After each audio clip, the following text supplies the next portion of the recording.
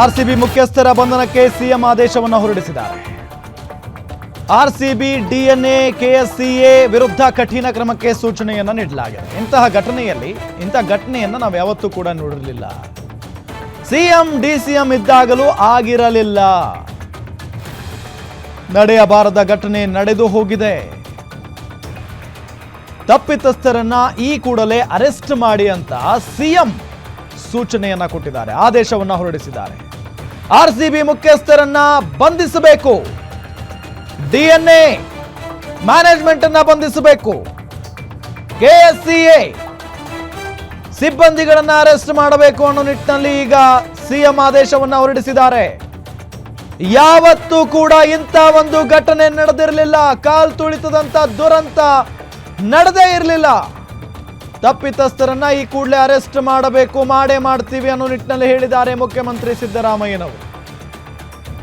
RCB ನೋಡಿ, 18 ವರ್ಷಗಳ ನಂತರ ಕಪ್ ಗೆದ್ದಿರುವಂತಹ ತಂಡ ಕರಾಳ ದಿನಕ್ಕೆ ಸಾಕ್ಷಿಯಾಯಿತು. ಆ ಸಂಭ್ರಮ ಅಲ್ಲೇ ಸತ್ತು ಹೋಯಿತು. ನಮ್ಮ 11 ಜನ ಯುವಕ ಯುವತಿಯರು ಬಲಿಯಾಗಿದ್ರು. ಅದಾದ ನಂತರ ಈಗ ಆರ್ಸಿಬಿಯ ಓನರ್ ತಲೆದಂಡ ಅಥವಾ ಓನರ್ನ ಅರೆಸ್ಟ್ ಮಾಡಬೇಕು ಅನ್ನೋ ನಿಟ್ಟಿನಲ್ಲಿ ಸಿಎಂ ಆದೇಶವನ್ನು ಹೊರಡಿಸಿದ್ದಾರೆ.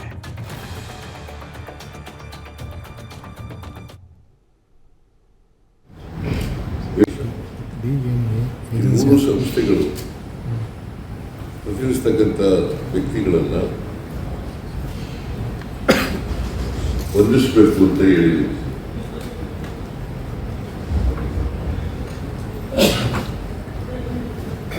ಇವ್ರ ಮೇಲೆ FIR ಕೂಡ ರಿಜಿಸ್ಟರ್ ಆಗಿದೆ. ಮೂರು ಸಂಸ್ಥೆಗಳು ಪ್ರತಿನಿಧಿಸ್ತಕ್ಕಂಥ ವ್ಯಕ್ತಿಗಳನ್ನ ಬಂಧಿಸಬೇಕು ಅಂತ ಹೇಳಿದ್ರು.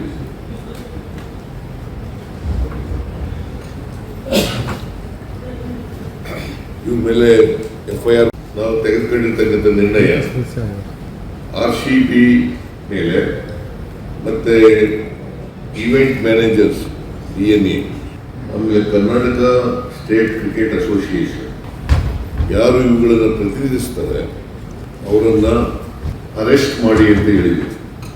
ನಾವು ತೆಗೆದುಕೊಂಡಿರ್ತಕ್ಕಂಥ ನಿರ್ಣಯ RCB ಮೇಲೆ ಮತ್ತೆ ಈವೆಂಟ್ ಮ್ಯಾನೇಜರ್ಸ್ DNA, ಆಮೇಲೆ ಕರ್ನಾಟಕ ಸ್ಟೇಟ್ ಕ್ರಿಕೆಟ್ ಅಸೋಸಿಯೇಷನ್ ಯಾರು ಇವುಗಳನ್ನು ಪ್ರತಿನಿಧಿಸ್ತಾರೆ ಅವರನ್ನ ಅರೆಸ್ಟ್ ಮಾಡಿ ಅಂತ ಹೇಳಿದ್ವಿ. ನಾವು ತೆಗೆದುಕೊಂಡಿರ್ತಕ್ಕ ನಮ್ಮೆಲ್ಲರಿಗೂ ಕೂಡ ಈ ಘಟನೆ ನಡೆದಿರ್ತಕ್ಕಂಥದ್ದು ಘಾಸಿಗೊಳಿಸಿದೆ.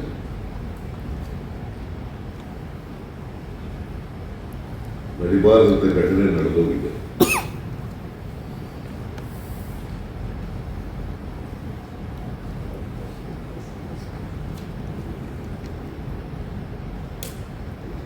ನಾನು ಮತ್ತೊಮ್ಮೆ ಸತ್ತವರ ಆತ್ಮಕ್ಕೆ ಶಾಂತಿ ಕೊಡ್ತೇನೆ.